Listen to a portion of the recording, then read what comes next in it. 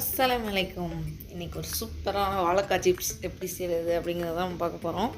அதுக்கு 2 வாழைக்காவை தோல் சீவி எடுத்துகிட்டு இந்த மாதிரி நல்லா மெலிசாக நீங்கள் பில்லில் இந்த வாழைக்காய் பஜ்ஜி போடுறதுக்குன்னு ஒரு பிளேடு மாதிரி இருக்கும், அதில் கூட நீங்கள் சிப்ஸ் போடலாம். அது ரொம்ப மெலிசாக இருக்கும். நைஃப்பில் கட் பண்ணால் நமக்கு தேவையான ஷேப்பில் நம்ம கட் பண்ணிக்கலாம். நல்லா சின்னதாக மெலிசாக கட் பண்ணி 2 வாழைக்காவையும் ஃபுல்லாக கட் பண்ணி ஒரு பவுலில் எடுத்துக்குவோம்.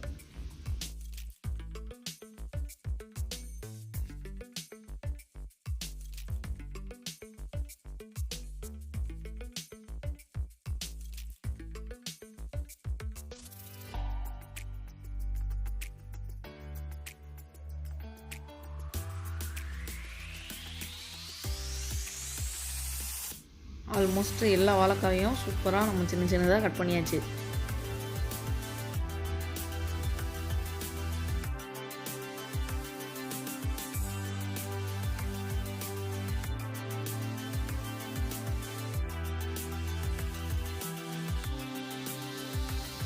இது எல்லாத்தையும் ஒரு பவுலில் நம்ம ட்ரான்ஸ்ஃபர் பண்ணிக்குவோம்.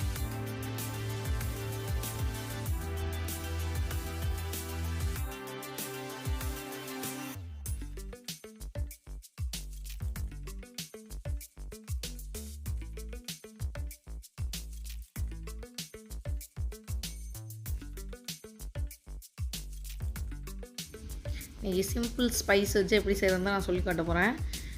மிளகாத்தூள், உப்புத்தூள், கொஞ்சமாக ஜீரகத்தூள், ஒரு 1/4 ஸ்பூன் பெப்பர், இது எல்லாத்தையும் போட்டு தேவையான அளவுக்கு சால்ட்டு ஆட் பண்ணிவிட்டு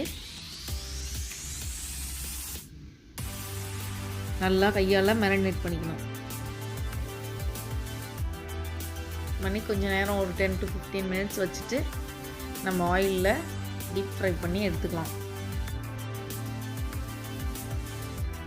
இந்த கிறிஸ்பியான சிப்ஸ் ரசம், சாம்பார், கறி குழம்பு எல்லாத்துக்குமே வேறு லெவலில் ஒரு சைடிஷ்ஷாக இருக்கும்.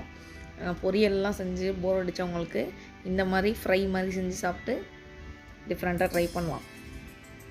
கொஞ்சமாக கார்ன்ஃப்ளவர் ஆட் பண்ணிக்கணும், அப்போ தான் மசாலா இதை விட்டு வெளியே எண்ணெயில் அதிகமாக இறங்காது. அதனால் கார்ன்ஃப்ளவர் போட்டு லைட்டாக கொஞ்சம் தண்ணி தெளித்து நல்லா நம்ம மிக்ஸ் பண்ணி வச்சுக்கணும்.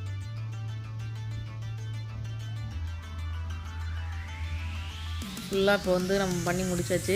ஆயில் இங்கே ஒரு பக்கம் ஹீட் ஆகிடுச்சு. ஒரு சிப்ஸாக நம்ம மொத்தமாக போட்டால் ஒன்றோட ஒன்று ஒட்டிக்கும். அதனால் நம்ம எடுத்து ஒன்று ஒன்றா போடணும்.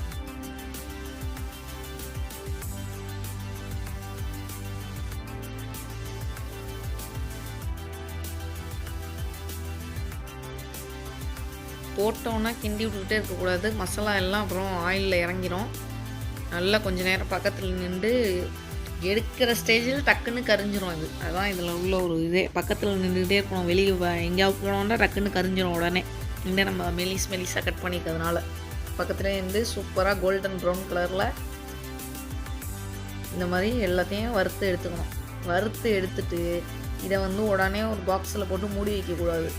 மூடி வச்சா அந்த ஹீட்டில் ஆவினால் அது திருப்பியும் நமத்து போன மாதிரி சாஃப்டாகிடும்.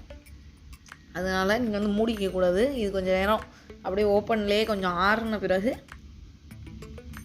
நீங்கள் மூடி வச்சுக்கலாம். நீங்கள் உடனே க்ளோஸ் பண்ணிட்டீங்கன்னா கிறிஸ்பியாகவே இருக்காது.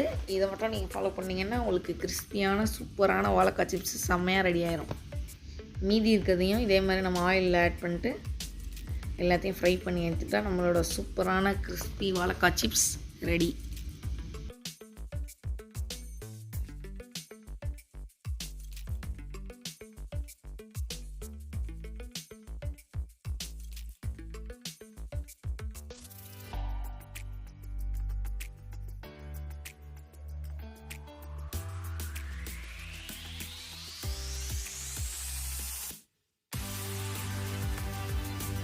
அடுத்த பேட்சும் நம்ம சூப்பராக ஃப்ரை ஆயிடுச்சு. அதையும் கோல்டன் ப்ரௌன்லேயே நம்ம அழகாக ஃப்ரை பண்ணி வேறு பேனுக்கு நம்ம ட்ரான்ஸ்ஃபர் பண்ணிக்கலாம்.